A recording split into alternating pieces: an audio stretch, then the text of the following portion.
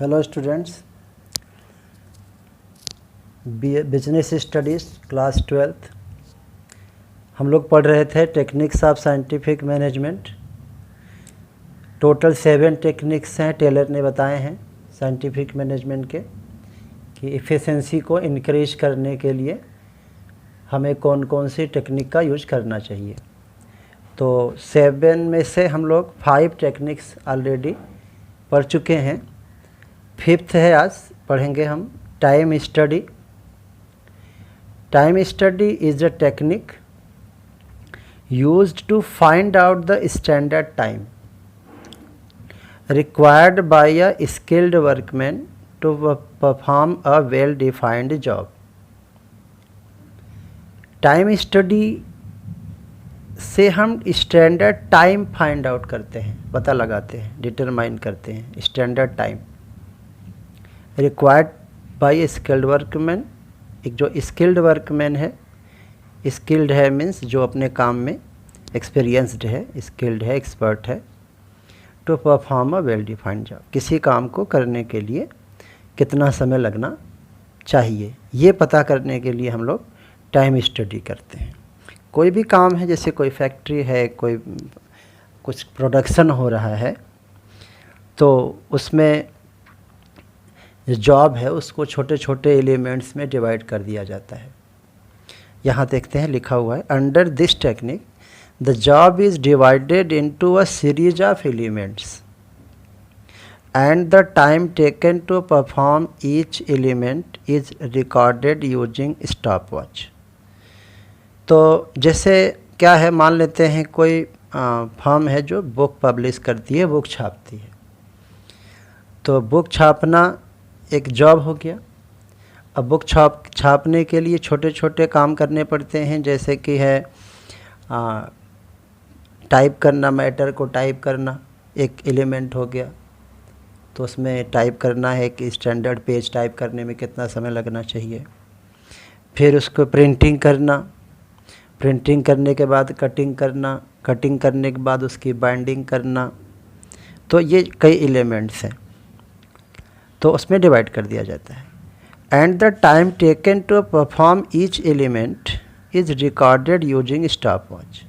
हर एक एलिमेंट को करने में कितना समय लग रहा है, वर्कर को लगा देंगे काम पे। वर्कर तो काम कर ही रहे हैं, लगे हुए हैं, तो हम स्टॉप वॉच लगा देंगे। जब वो काम शुरू करेगा, जैसे बुक बाइंडर है, बाइंड करने वाला बंदा है, एक बुक बाइंड करना स्टार्ट किया, तुरंत हम स्टॉप वॉच स्टार्ट कर दिए। जैसे ही बुक बाइंड करके उसने रखा, स्टॉप वॉच बंद कर दिए, तो हमें पता लग जाएगा कि कितना समय लगा।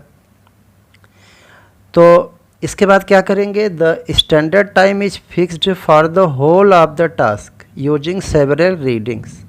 ये रीडिंग एक बार नहीं करेंगे, हम कई बार रीडिंग करेंगे। जैसे एक बार बाइंडिंग किया, उसको 10 मिनट लगा। दोबारा बाइंडिंग किया, हो सकता है उसको 9 मिनट ही लगे। तीसरी बार बाइंडिंग किया, हो सकता है 11 मिनट्स लग गए। तो ऐसे हम एक बार रीडिंग करके नहीं फिक्स करेंगे, कई बार रीडिंग करेंगे। तो उसमें देखेंगे कि ऑन एन एवरेज कितना समय लगता है, तो उससे हम स्टैंडर्ड टाइम फिक्स कर देंगे कि इस पर्टिकुलर टास्क को कंप्लीट करने में कितना टाइम लगा। और एक हम एग्जाम्पल से समझ सकते हैं। यहाँ पे मान लेते हैं बुक बाइंडिंग का एग्जाम्पल लेते हैं। एक बुक बाइंडिंग करने में 10 मिनट्स लगते हैं। ये तो इसका मतलब 1 आवर में 6 बुक्स बाइंडिंग हो जाएंगे। ये मैंने बताया, ये जो मिनट्स है, कई बार उनका काम टाइम मेजर करके हम एक पता कर लेते हैं कितना नॉर्मली लगना चाहिए। तो अगर एक बुक को करने में 10 मिनट्स लगते हैं, मीन्स 1 आवर अगर वो बाइंडिंग करेगा तो 6 बुक्स हो जाएंगी। और 6 बुक्स मीन्स क्या, 1 पर आवर। अब 1 आवर में 6 बुक्स। तो नॉर्मली जो वर्कर काम करता है, 8 आवर्स का वर्किंग डे होता है, तो उसमें रेस्ट भी दिए जाते हैं वर्कर को, लंच के लिए और टी के लिए रेस्ट दिए जाते हैं। तो मान लेते हैं 7 आवर्स वो काम करता है। तो 1 आवर में 6 बुक्स बाइंडिंग करता है, तो 7 आवर्स में वो 42 बुक्स बाइंड कर लेगा। तो ये हमारा स्टैंडर्ड आउटपुट भी पता लग गया, स्टैंडर्ड टाइम भी पता चल गया कि 10 मिनट लगना चाहिए, और स्टैंडर्ड आउटपुट भी पता चल गया कि उसको एक वर्कर 42 बुक्स बाइंड कर सकता है। ये हो गया। फिर पर्पस क्या है इसका टाइम स्टडी का? To determine how much work an employ should be able to complete in given period of time, के जो टाइम गिवन टाइम है, जैसे मैंने बताया कि 8 आवर्स का वर्किंग 7 आवर्स मैंने लिया, तो 7 आवर्स में कितना वो आउटपुट दे सकता है, ये हम पता कर लेते हैं। और क्या? To determine the number of workers to be employed, means हमें एक टारगेट है, मान लेते हैं हमको 42 बुक्स बाइंडिंग पर डे करानी है, तो कितने वर्कर हमको चाहिए? एक वर्कर कितनी बुक्स करता है एक दिन में? 42 बुक्स। हमें कितनी बुक्स को करना है बाइंडिंग? 420 बुक्स। तो कितने वर्कर चाहिए हमें per day?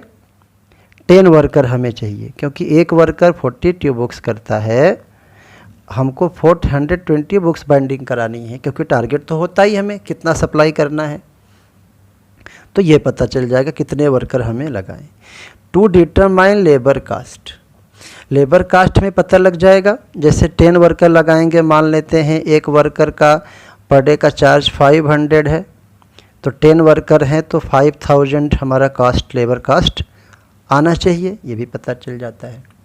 To frame incentive schemes, incentive means होता है जो हम सैलरी के अलावा, नॉर्मल सैलरी वेजेस के अलावा एक्स्ट्रा हम देते हैं वेजेस, उसको बोलते हैं इंसेंटिव स्कीम। तो वर्कर को मोटिवेट करने के लिए फाइनेंशियली जो हम मोटिवेशन देते हैं वो इंसेंटिव है, तो उसके लिए हम स्कीम बनाते हैं। जैसे एक वर्कर है 42 बुक्स बाइंडिंग करता है, तो अगर कोई 50 बुक्स बाइंडिंग कर लेता है बिना क्वालिटी बिगाड़े, तो उसको हम एक्स्ट्रा पैसा देंगे, तो अच्छी बात रहेगी। थोड़ा एक्स्ट्रा पैसा देने से हमारा काफ़ी पैसे बच जाएंगे और हमारा काम भी फास्ट होगा, और जो वर्कर हैं वो मोटिवेट भी होंगे ज़्यादा काम करने के लिए। तो ये हो गया हमारा टाइम स्टडी। और जो हमारा नेक्स्ट टेक्निक हमारा है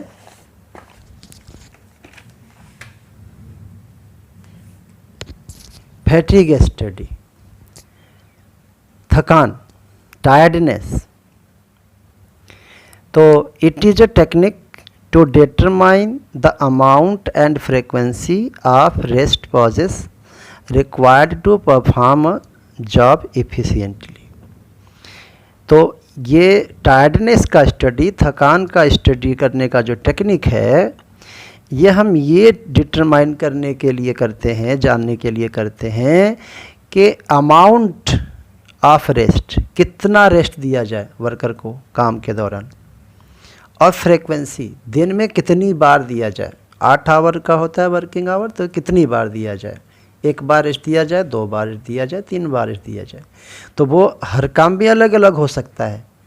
अब फैक्ट्री है जो प्रोडक्शन हो रहा है, कुछ ऐसे प्रोडक्शन होते हैं जिसमें बहुत ज़्यादा मेहनत लगता है, कुछ होते हैं कम मेहनत लगता है, तो सब में बराबर नहीं हो सकता, इसीलिए स्टडी करने की ज़रूरत है।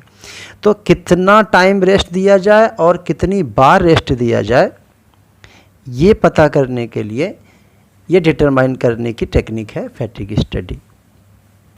तो करते कैसे हैं?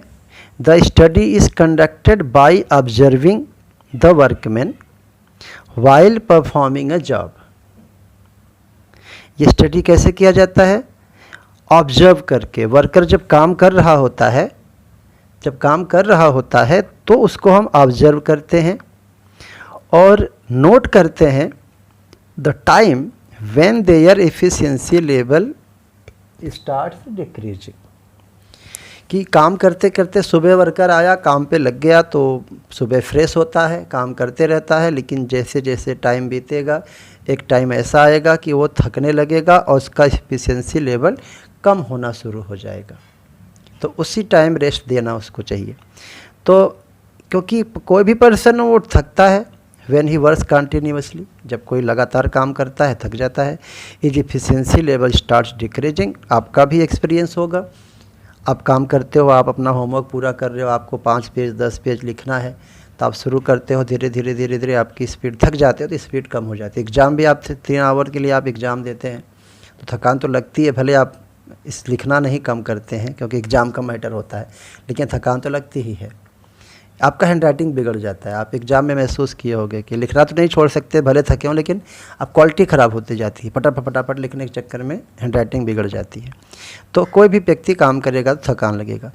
अब अगर वो थकान में ही काम कंटिन्यू रखेगा तो क्या होगा? क्वालिटी ख़राब होगी या क्वांटिटी कम होगी, कुछ तो फ़र्क पड़ेगा। तो इसीलिए रेस्ट दिया जाता है।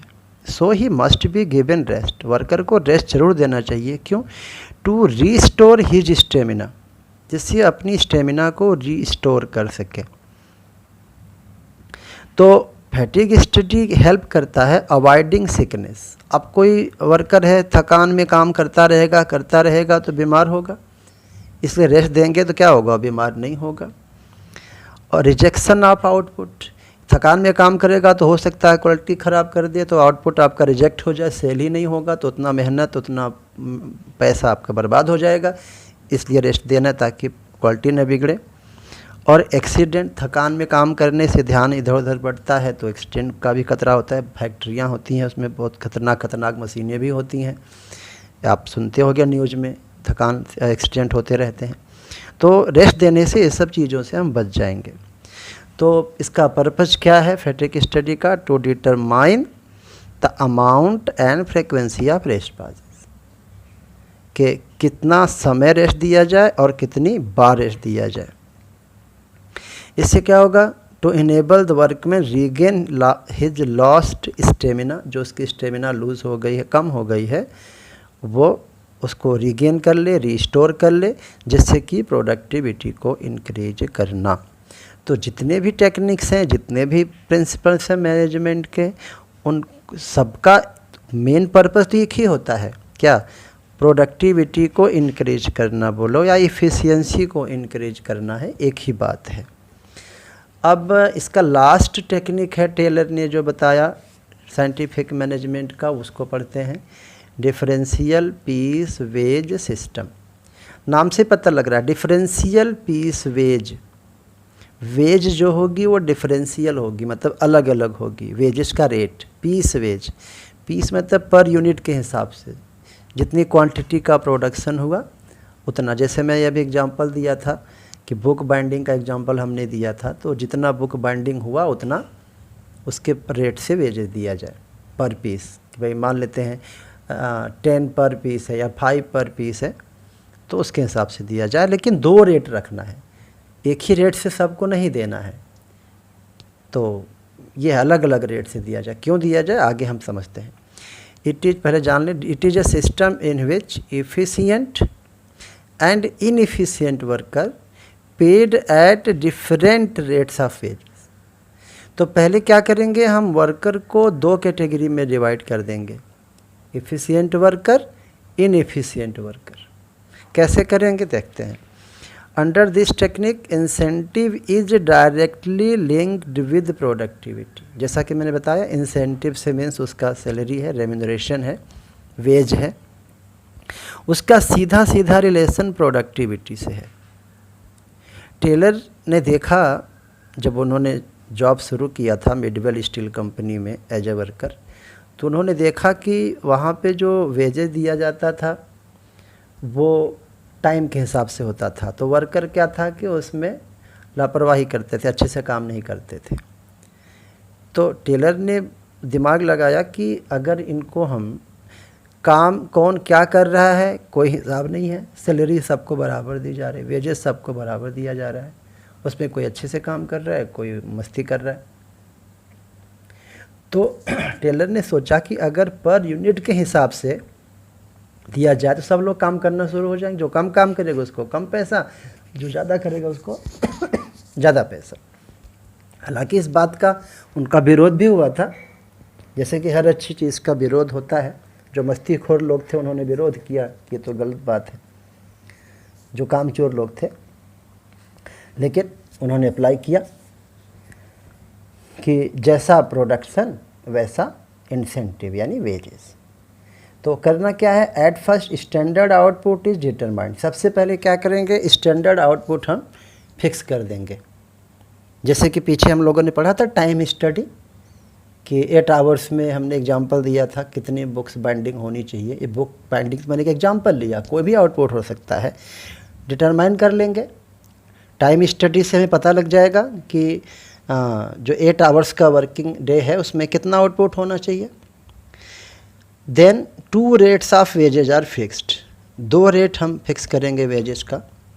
The workman who produce standard output are more, जो वर्कर स्टैंडर्ड आउटपुट या उससे ज़्यादा प्रोड्यूस करता है, get wages at higher rate, उसको ज़्यादा रेट से मजदूरी देंगे।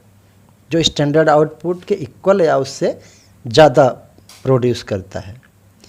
And the workman who do not achieve the standard output, जो स्टैंडर्ड आउटपुट के बराबर नहीं कर पा रहे हैं, उससे कम आउटपुट दे पा रहे हैं, get wages at lower rate, उनको कम रेट से मजदूरी देंगे। इससे क्या फ़ायदा होगा, इससे है तो इसका मेन क्या होगा, पर्पज़ क्या है इसका, इनफैक्ट तो main purpose of this system is to reward the efficient workers, efficient worker को रिवार्ड देना। उनको ज़्यादा रेट से देंगे तो रिवार्ड तो हुआ, वेजेज उनको ज़्यादा रेट देंगे पर पीस। जैसे मान लेते हैं कि इनएफिशिएंट को 10 दे रहे हैं तो एफिशिएंट वर्कर को 12 पर पीस देंगे रुपीज़, तो रिवार्ड हुआ ना। And motivate inefficient workers to reach the standard output, और जो इनएफिशिएंट वर्कर हैं जिनको कम वेजेस दिया जा रहा था क्योंकि वो स्टैंडर्ड आउटपुट से कम कर रहे हैं, तो वो भी मोटिवेट होंगे कि हम भाई मेहनत करेंगे, अपनी टेक्निक को ठीक करेंगे, अपने काम करने के तरीके में ऐसा क्या सुधार कर अपना दिमाग भी चलाएंगे, वो थोड़ा डेवलप होगा। पूछेंगे, सीखेंगे कि भाई हम कैसे स्टैंडर्ड आउटपुट से के बराबर पहुंच सके जिससे हमको भी ज़्यादा वेजेज मिले, तो इससे उनका भी डेवलपमेंट होगा, वो मोटिवेट होंगे। तो ये फिनिश हो गया 7 टेक्निक्स हैं साइंटिफिक मैनेजमेंट की जो टेलर ने सजेस्ट किया था, और ये सब के सब बहुत ही इफ़ेक्टिव हैं और ऑलवेज रिलेवेंट हैं, हमेशा ये रिलेवेंट हैं, ये बहुत इम्पॉर्टेंट हैं और ये एग्ज़ाम में आने ही आने हैं, पक्का है, हर एग्ज़ाम में आते हैं। 7 में से कोई भी आ सकता है। जैसे फंक्शनल फोरमैनशिप हम लोग पढ़े थे पहला, बहुत ज़्यादा आता है। मोशन स्टडी, टाइम स्टडी, ये डिफरेंशियल पीस बेस सिस्टम, इसे 7 में से कोई भी एग्जाम में आ सकता है, लेकिन आता ज़रूर है, पक्का है। तो इसको आप अच्छे से तैयार करिए।